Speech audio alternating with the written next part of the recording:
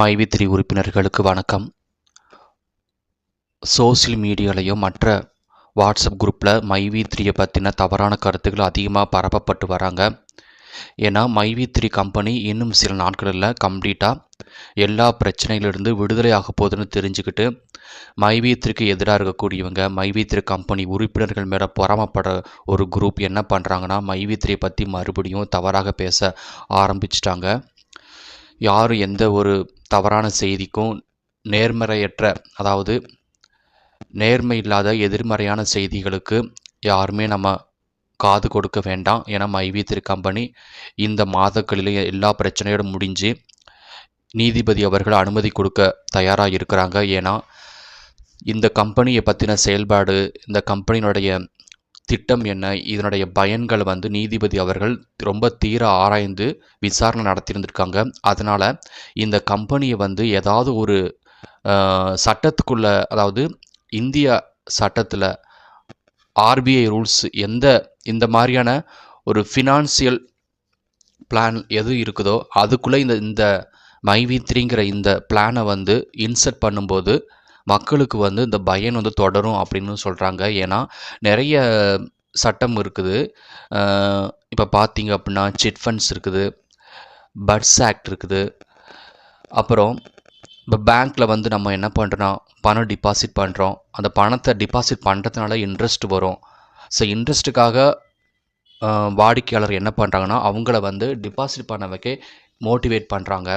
So இப்படியெல்லாம் இருக்குது. இந்த மைவி3 மாதிரி கம்பெனியை ஏதாவது ஒரு திட்டத்தில் அதை பேஸ் பண்ணி இதில் இன்சர்ட் பண்ணும்போது இந்த கம்பெனிக்கு மக்கள் பயனடைவாங்க அப்படிங்கிறத ஆலோசனையோடு தான் நீதிபதி அவர்கள் எப்படியாவது இந்த கம்பெனிக்கு நம்ம ஆதரவு கொடுக்கணும்னு நீதிபதி அவர்கள்லாம் பேசுகிறாங்க. இது இந்த விஷயம் வெளியே லீக் ஆகிருக்குது.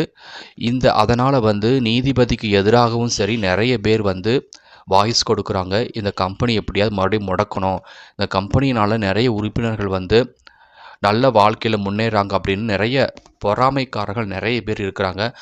அதனால் மைவி3 கம்பெனி எப்போதும் போல் கூடிய விரைவிலேயே செயல்பட்டு அனைவருக்கும் பயன் தரக்கூடிய வருமானத்தை அள்ளி கொடுக்க போகுது. இதில் ஏற்கனவே நம்ம வித்ட்ராவல் கொடுத்துருக்கோம். மறுபடியும் இந்த கம்பெனியில் சேருவதற்கு உறுப்பினர்கள் நம்ம என்கரேஜ் பண்ணணும். ஏன்னா இந்த கம்பெனி மேலே பல மாதங்களாக ரொம்ப ஒரு தேவையற்ற கருத்துக்கள் பரப்புவதனால மக்கள் நம்பிக்கையற்றதாக இருந்திருக்கிறாங்க. ஸோ நம்ம தான் மற்ற உறுப்பினர்களை என்கரேஜ் பண்ணி அவங்கள ஊக்குவிக்கணும். அது ஊக்குவிச்சா மட்டும்தான் இந்த கம்பெனியோட பயன்பாடுகள் எல்லாருக்குமே சேரும். அதனால் இந்த கம்பெனியினால் யாருமே, அதாவது இது கம்பெனி தொடங்கிய சக்தியானந்தன் அவர் நல்லவர். அவர் 51 வயதாகக்கூடியவர். அவருடைய எண்ணம் உறுப்பினர்கள் இந்த கம்பெனியில் நல்லா இருக்கணும் அப்படிங்கிறதான். இதனால் அவருக்கு எந்த ஒரு பணமோ எந்த ஒரு புகழும் தேவையில்லை. நம்ம ஒரு பிஸ்னஸ் ஸ்டார்ட் பண்ணுறோம், ரொம்ப இன்னோவேட்டிவாக ஸ்டார்ட் பண்ணியிருக்கோங்கிறது தான் அவருடைய எண்ணமே தவிர இதில் பணம் சம்பாதிக்கிற எந்த ஒரு நோக்கம் கிடையாது. இந்த கம்பெனியை நாடி வருவவங்க எல்லாருமே நல்லா இருக்கணுங்கிற அந்த நோக்கத்தோடு தான் இந்த கம்பெனி செயல்பட்டு கொண்டிருந்தது. இதில் வளர்ச்சி பிடிக்காமல், உறுப்பினர்களை வளர்ச்சி பிடிக்காமல் தான் பொறாமைக்காரர்கள் கொடுத்த பொய் வழக்கினால தான் இந்த பிரச்சனை ஆகிருக்குது. அதனால் யாருமே எதுக்குமே குரல் கொடுக்க வேண்டாம். அதாவது எதிர்மறையாக சொல்கிறவங்களுக்கு எந்த ஒரு குரலும் கொடுக்க வேண்டாங்கிறது தான் நாங்கள் கேட்டுக்கிறோம். அதனால் மைவி3 கம்பெனி இந்த மாதத்துக்குள்ளேயே வெற்றிகரமாக செயல்பட போகுதுங்கிறது தான் 100க்கு 100 உண்மைங்கிறத நான் சொல்லிக்கிறேன். ஏன்னா இந்த கம்பெனி தற்காலிகமாக மூடி பல மாதங்கள் ஆகுது.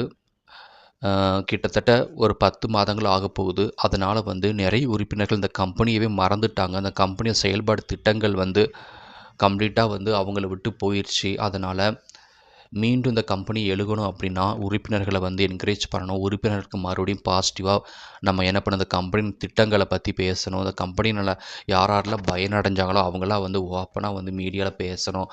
அப்படி பேசினா மட்டும்தான் எல்லா உறுப்பினர்களுக்கும் நன்மை பயக்கும். இல்லைன்னா பொறாமை யாரெல்லாம் படுறாங்களோ அவங்க வின் பண்ணுவாங்க. அவங்க அவங்க சைடில் வெற்றி அடைஞ்சிடுச்சுன்னா இது சமூகம் நல்லா இருக்காது. இந்த கம்பெனியை நம்பி நிறைய பெண்கள், விதவை பெண்கள், மாணவர்கள், வேலைக்கு செல்ல முடியாதவர்கள் நிறைய பேர் நம்பியிருக்காங்க. அவங்க எல்லாமே நல்லா இருப்பாங்க அப்படிங்கிறத நம்ம இதை கேட்டுக்கிறோம்.